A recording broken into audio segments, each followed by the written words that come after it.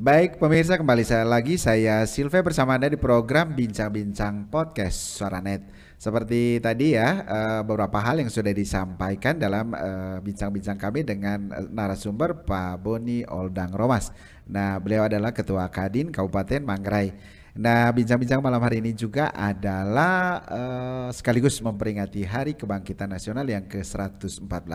Tema nasionalnya saja, Ayo Bangkit Bersama. Dan Pak Boni masih setia menemani kami di sini. Kita lanjut ya Pak. Ya, silakan. Oke, baik tadi ini merujuk pada penjualan ayam ini, seperti ini daerah tertentu lah ya masuk ke Kabupaten Manggarai. Tetapi memang ada spek yang kemudian harus dipikirkan juga ya Pak Boni. Jadi ada pembeli yang mengatakan bahwa kalau ayam di Manggarai itu memang kecil tetapi harganya mahal, sementara dari luar ini besar ya harganya sama. Tapi kan di sini juga harus yang dipikirkan adalah soal kualitasnya. Di Tenggarai katanya kasih perangsang atau disuntik dengan air. Nah, Kadin sendiri ini melihatnya apa ini? Fenomena apa ini? Ya, jadi gini, ini saya pernah ditelepon oleh salah seorang pedagang ayam. Mungkin dia tahu bahwa saya ada ketua Kadin dan saya coba melakukan konsultasi dengan dinas peternakan, ya kan? Memang itu yang terjadi bahwa ayam di Manggarai ini lebih mahal harganya, lalu kemudian beratnya kurang dibandingkan dengan ayam dari Pejabat. Kita ngomong saja. Nah, dan itu sebenarnya tantangan buat mereka. Jadi jangan sampai juga kita, karena ini kan kita juga melindungi konsumen, ya kan?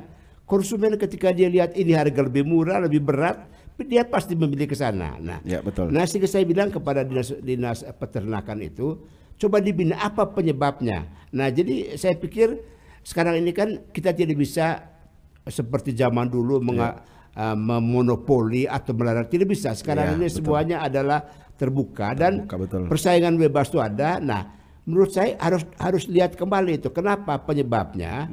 Ternyata memang kita itu memang di dalam pemberian makanannya itu tidak menggunakan makanan dengan ukuran standar, karena kalau kita ngomong tentang ayam pedaging itu pakannya itu sudah demikian rupa, setiap hari, setiap minggu itu sudah tahu dia punya beratnya harus bertambah sekian. Sementara kita mungkin mereka mengurangi pakannya itu sehingga pertumbuhannya pun kurang. Tapi ini baru dugaan saya.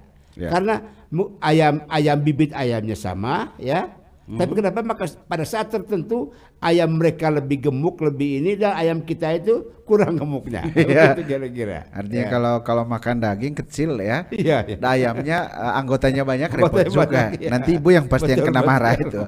Oke, baik. Itu tadi fenomena pada sirkulasi perdagangan barang-barang kecil UMKM. Nah, ini juga Pak Boni selaku Kadin ya.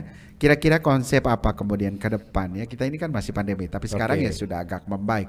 Konsep yang kemudian nanti ditawarkan ke pengusaha-pengusaha Manggarai mulai dari yang UMKM sampai yang ke atasnya seperti apa untuk memulihkan perekonomian di Kabupaten Manggarai ini? Jadi begini. Saya juga kebetulan ini baru ditunjuk sebagai ketua HKTI. HKTI itu Himpunan Kerukunan Tani Indonesia. Jadi saya berpikir memang dua lembaga ini, tani dan pengusaha ini menurut saya sih harus bergandengan tangan. Jadi karena kita di sini adalah komoditi perdagangan terbesar adalah komoditi pertanian, maka memang sudah bagus digandeng dengan HKTI. Jadi gini, saya lihat tadi itu pertama mengenai suplai kebutuhan kita sendiri. Memang harus ada tata kelola atau manajemen di hulu untuk menanam sesuai dengan permintaan pasar. Jadi orientasinya itu dari pasar dulu. Oleh karena itu data kebutuhan pasar itu penting.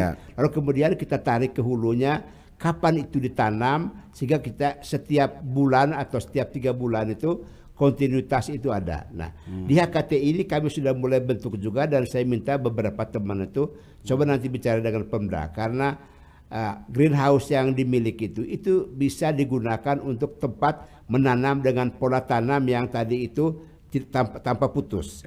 Di dalam HKTI juga ada beberapa anak Manggarai yang sudah mempunyai keahlian di bidang itu karena mereka tamatan Israel. Dia akan nanti itu yang sudah ada tenaga tenaga itu dan saya tahu memang itu adalah memang teknologi Israel. Bagaimana membuat suatu tanaman itu akan setiap musim itu ada. Saya harapkan nanti ini dalam waktu dekat kita coba bagaimana berkoordinasi. Ya, tidak seperti tadi misalkan dalam waktu tertentu overproduksi, setelah itu zero. Zero ya, begitu ya, betul. Berarti nanti diatur ritme tanamnya. Ya.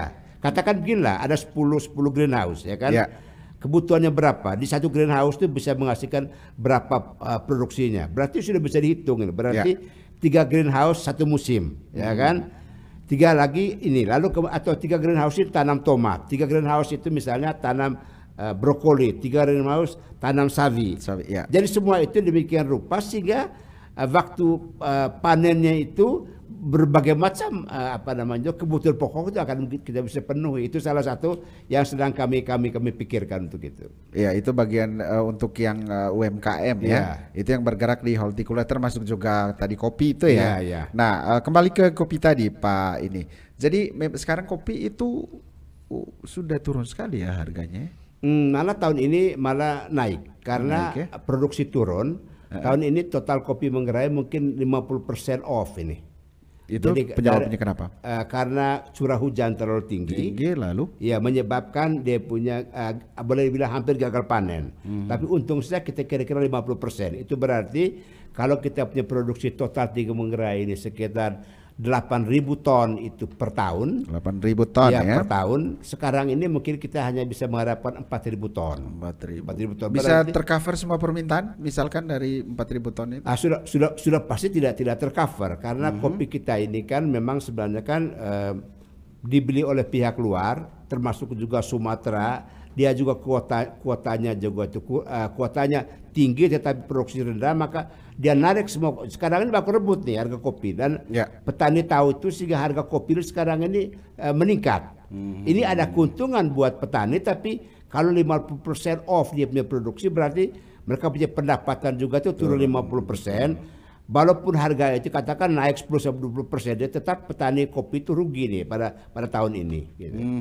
Lalu petani kopi di Manggarai itu yang bergerak di hortikultura bagian kopi itu berapa persen kemudian penuh? Lebih khusus di Kabupaten Manggarai ini ya? Jadi gini, kami mungkin saya perlu jelaskan bahwa kopi yang kami bicarakan, karena saya juga adalah salah satu pengurus masyarakat perlindungan indikasi geografis kopi Manggarai. Jadi kopi Manggarai ini yang bercita rasa tinggi ini itu sudah mendapatkan sertifikat indikasi geografis yang dikeluarkan oleh Dirjen Hak Kekayaan Intelektual Kementerian Hukum dan HAM. Kopi inilah yang menjadi primadona kita dan kopi inilah yang layak untuk sekarang ini kita jual sebagai produk unggulan.